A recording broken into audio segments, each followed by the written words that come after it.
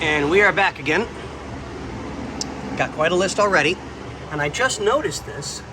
The spring perch rubber bushing is gone. So it needs that as well. So let's check the other side.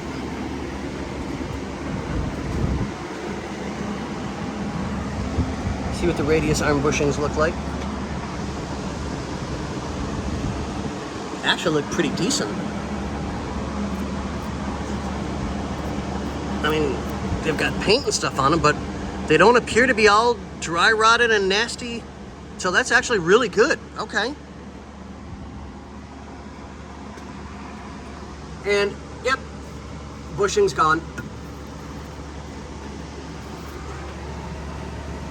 So we'll add that to the list.